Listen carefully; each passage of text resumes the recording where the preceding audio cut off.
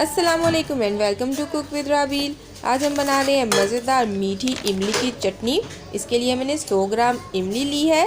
इसे इसके पैकेट में से निकाल लेते हैं और एक सॉस पैन में ऐड कर देते हैं। तो अगर आपने अभी तक मेरे चैनल को सब्सक्राइब नहीं किया तो ज़रूर सब्सक्राइब कर लीजिए। और इमली को हम सॉस पैन में डालेंगे और इसके अंदर हम डाल देंगे पानी। तो इसके लिए मैंने 2 गिलास पानी ले लिया है। तकरीबन 500 ml पानी इसमें शामिल कर देंगे और इसको हम पका लेंगे।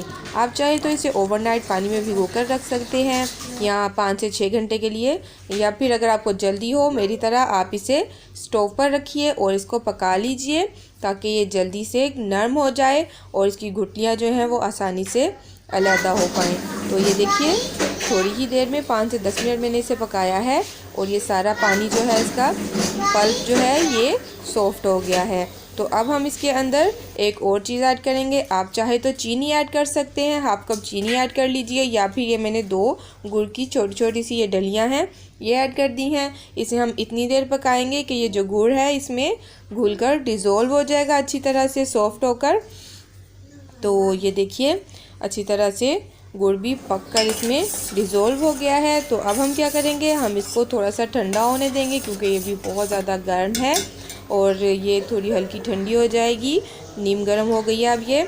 तो इसको अब हम क्या करेंगे, छान लेंगे ताकि इसकी जो गुठलियाँ हैं वो अलहदा हो जाएं। और अक्सर होता है कि गुड़ में भी ये जो गन्ने के छिलके या कई तरह की इम्प्योरिटीज़ होती हैं तो वो भी इसमें से रिमूव हो जाएंगी।